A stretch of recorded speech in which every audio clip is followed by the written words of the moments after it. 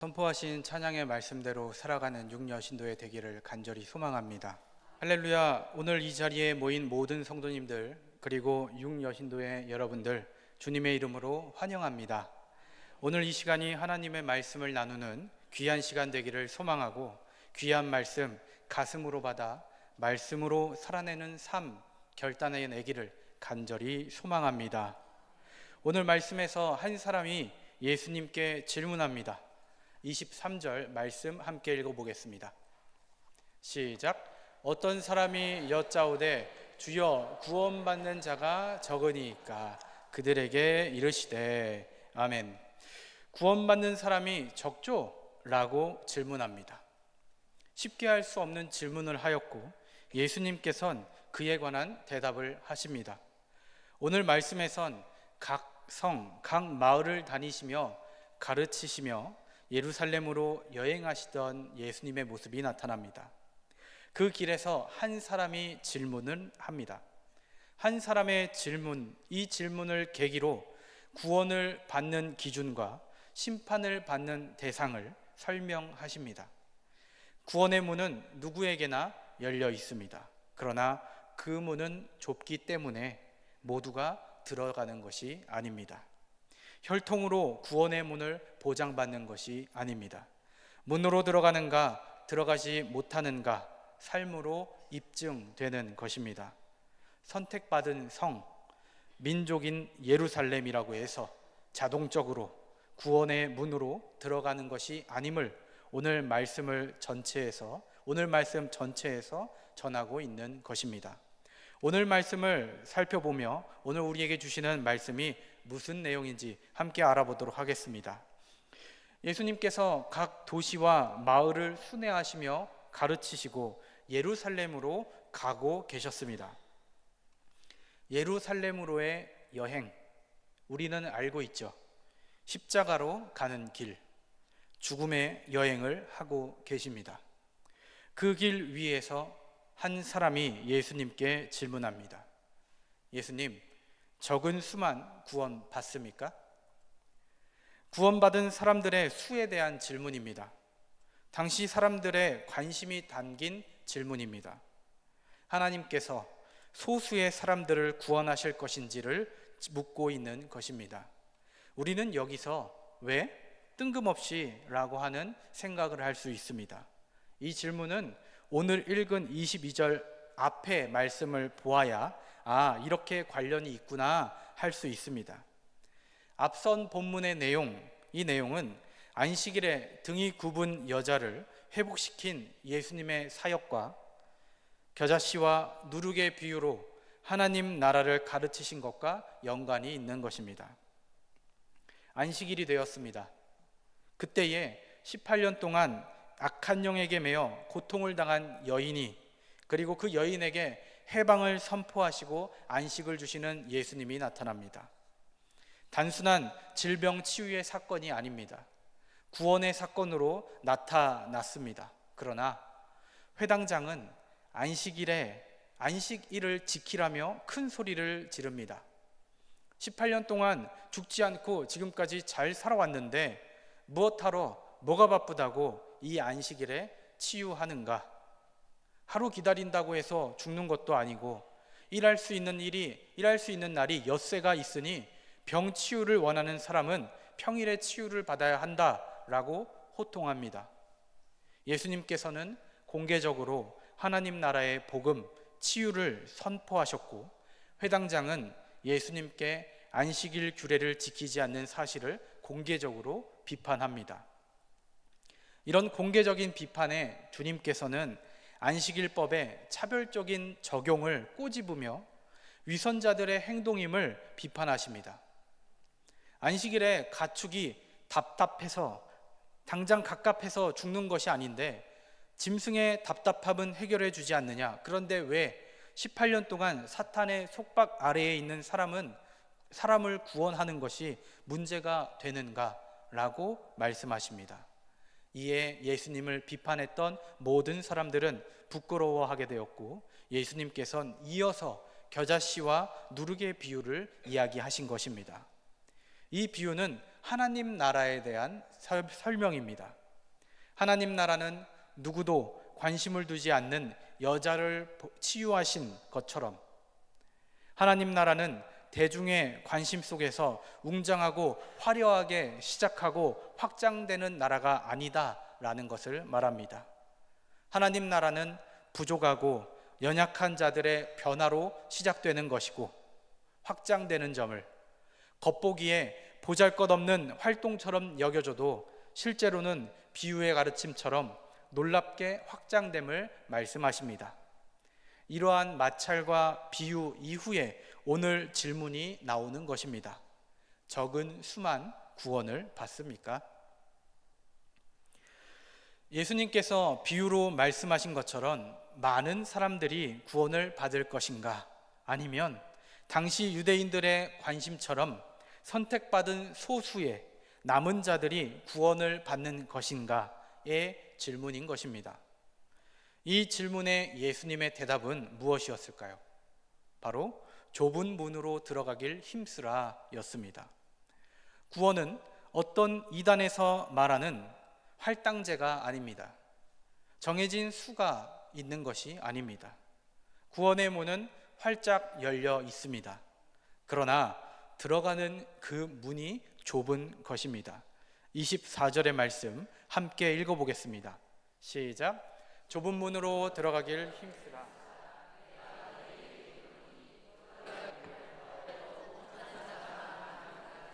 아멘.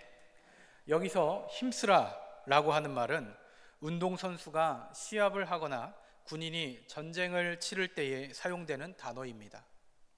구원의 문, 이 구원의 문은 모두에게 열려 있고 제한이 없습니다. 예수님께서 보여주시는 길을 가는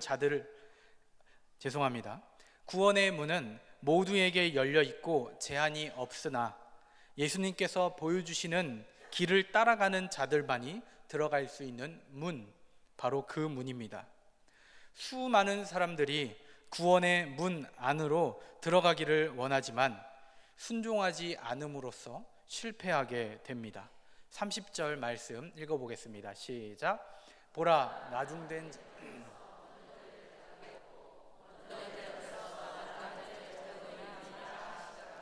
아멘. 지금 구원의 문에 들어갔다는 확신이 혹 착각일 수도 있습니다. 그래서 지금 구원의 문에서 멀어졌다라고 생각하더라도 겸손한 마음으로 주님의 말씀을 받아들이는 자가 되어 구원받아야 할 것입니다. 구원으로 가는 문. 그 문은 항상 열려 있으나 항상 열려 있는 문은 아닙니다. 문이 좁을 뿐 아니라 기회도 영원하지가 않습니다. 언젠가는 닫히게 되는 문이라는 것입니다. 그래서 우리는 그 문이 닫히기 전 지금 반응해야만 합니다. 내일로 미루지 않아야 합니다. 내일로 연기하며 문이 닫힌 후에 열어달라며 간청해도 더 이상 기회는 돌아오지 않습니다. 25절 함께 읽습니다. 시작. 집 주인이 일어나 문을 한 번 닫은 후에 너희가 밖에 서서 문을 두드리며 나는 너희가 어디에서 온 자인지 알지 못하노라 하니라. 아멘. 문이 닫힐 때 사람들이 억울해합니다. 그들은 문 안에 들어가 있는 줄 알았는데 문 밖에 있는 모습을 확인하고는 이렇게 말합니다.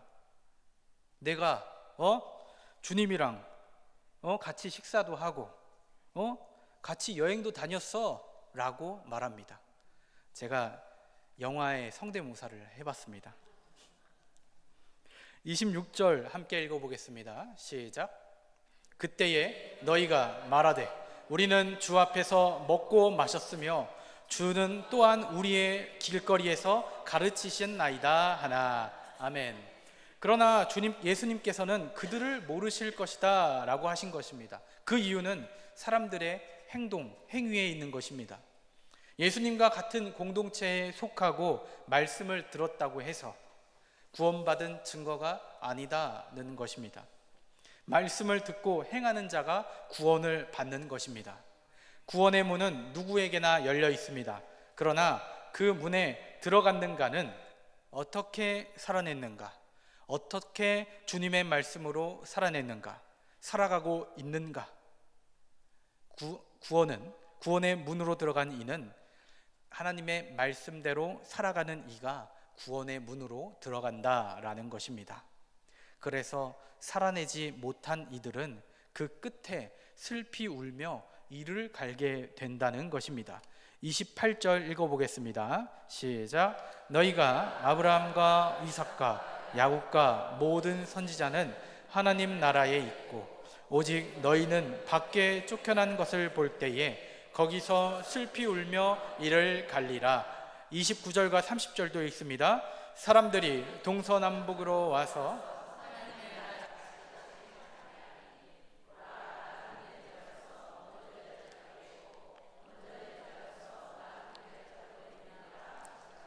아멘. 그렇게 역사의 끝에는 사람들이 동서남북에서 와서 하나님 나라의 잔치에 참여합니다. 먼저 된 자들이 아니라 나중된 자들이 사방에서 와서 잔치에 참여한다 합니다. 말씀으로 살아낸 자들이 먼저됨을 보며 사람들은 억울해하고 놀라워하게 되는 것입니다. 우리는 어떤 자리에 서 있게 될까요? 구원은 예루살렘 백성이라고 해서, 이스라엘이라고 해서, 교회 다닌다고 해서, 그리스도인이라고 해서 보장되는 것이 아닙니다. 예루살렘은 오히려 열린 문에 들어갈 기회를 놓치고 구원의 문 밖에 서서 울게 되었습니다. 예수님께서 하나님 나라에 대해 가르치시고 계실 때에 어떤 바리새인이 등장합니다. 그리고 위험을 알립니다. 헤롯이 당신을 찾고 있으니 이곳을 떠나야 합니다 라고 전합니다. 그러나 예수님께서는 예루살렘으로 향하겠다라고 하는 의지를 나타내십니다.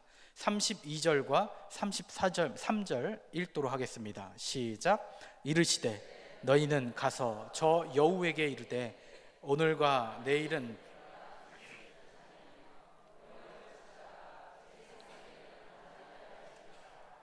그러나 오늘과 내일과 모레는 내가 갈 길을 가야 하리니 선지자가 예루살렘 밖에서는 죽는 법이 없느니라. 아멘. 너희는 가서 저 여우에게 헤롯을 말하는 것입니다. 오늘과 내일은 매일의 사역을 뜻하고 완전하여 지리라는 목표를 이룰 것이다 라는 것을, 십자가를 떠올리게 되는 말씀입니다. 예수님의 생활은, 예수님의 삶은, 걸음은 귀신을 쫓아내고 병을 고치는 일로 채워집니다. 위협에도 불구하고 예수님은 지금 하고 있는 그 일, 내일도 행할 것입니다. 그렇게 하는 여행, 즉 죽음으로 가는 여행, 십자가로 가는 여행의 목적지인 예루살렘에서 그 끝을 맞이하게 됩니다. 내가 가야 할 길을 간다 라고 하는 굳은 의지의 표명을 우리는 보게 됩니다. 우리는 조금 이해되지 않는 구절을 만나게 됩니다. 33절 후반부였습니다. 선지자가 예루살렘 밖에서 죽는 법이 없느니라 하는 말씀입니다. 전통적으로 예루살렘은 선지자들을 죽인 곳입니다. 예루살렘은 선지자들을 죽이고 그곳에서 파송된 자들을 돌로 치는 도시입니다. 구약에서 돌로 치는 행위, 이 행위는 신성 모독과 배교의 죄를 지은 자들에게 대한 처벌 방식이었습니다. 그 예루살렘에서 하나님이 보내신 사람들이 하나님을 모독하고 배교 행위를 한다는 죄목으로 처형당했던 것입니다. 이는 이스라엘 백성들, 특히 종교 지도자들이 자신들의 목표와 열정, 지식에 근거하여 하나님의 목표를 수행하고 있는, 사명을 감당하고 있는 선지자들을 배척한 것을 의미합니다. 예수님은 하나님의 파송을 받은 메시아입니다. 그렇게 예수님은 하나님의 뜻을 가지고 예루살렘을 향한 하나님의 뜻과 계획을 전합니다. 그러나 결국 잘못된 확신과 목표로 가득 찬 예루살렘은 예수님과 하나님의 뜻을 꺾어버리고 마는 죄를 저지르게 됩니다. 예루살렘은 예수님께서 내미시는 손길을 원하지 않았습니다. 예루살렘은 그렇게 하나님의 뜻을 찾아내는, 전하는, 구원을 선포하는 메시아 예수님을 죽임으로 황폐하게 되었습니다. 이스라엘 전체가 망하게 됩니다. 예루살렘은 선민의식으로 가득 차 있었고, 먼저 된 자에서 나중된 자로 구원의 문에 들어가지 못하여 이를 갈고 있는 대표적인 이가 되었습니다. 우리는 기억해야 합니다.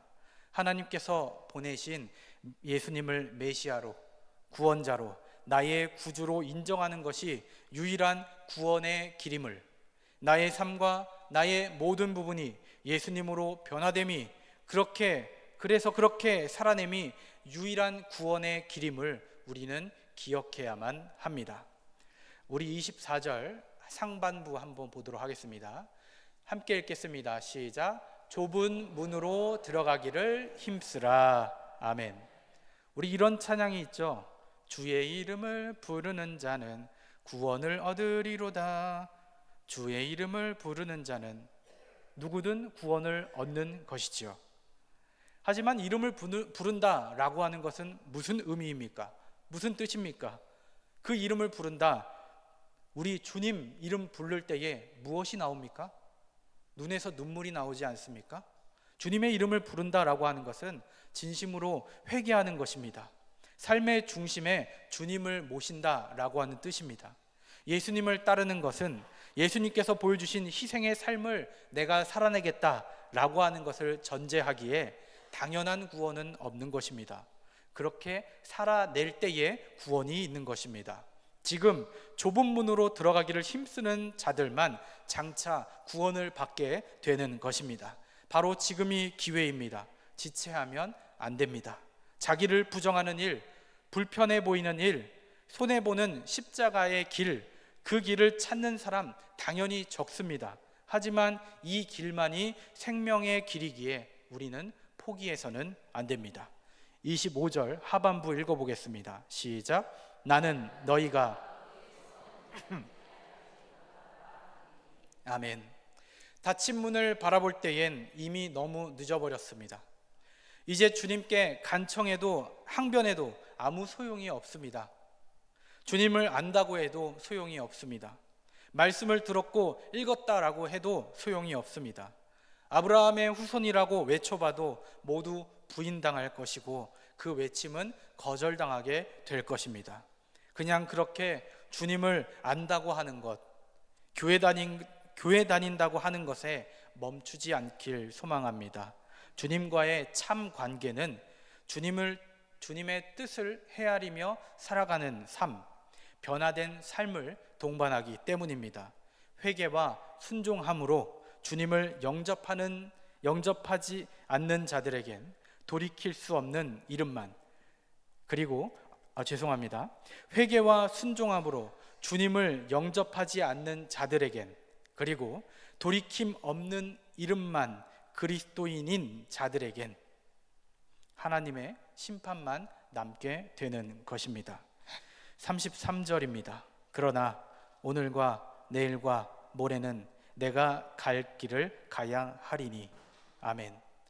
그 길을 계속 걸어가게 된다면 죽음으로 향한다는 것, 사람들에게 잊혀진다는 것, 예수님의 말씀을 따라, 하나님의 말씀을 따라 성령님이 시키는 대로 따라가는 것은 홀로 남는다는 것을, 죽음에 이른다는 것을 알고 있지만 예루살렘으로 향하는 길을 예수님께서는 그 발걸음을 멈추지 않으셨습니다.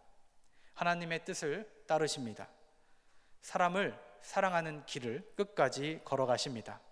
가장 좁은 문으로 걸어가십니다. 우리가 걸어가야 할 길, 그 길에 걸음을 남겨두십니다. 우리는 그리스도인으로서 그 발걸음을 쫓아가야 할 것입니다. 사랑하는 용여신도의 여러분, 그리고 모든 성도님들께 여쭤봅니다. 구원 받으셨습니까? 그럼 구원받은 자의 삶은 어떠해야 합니까?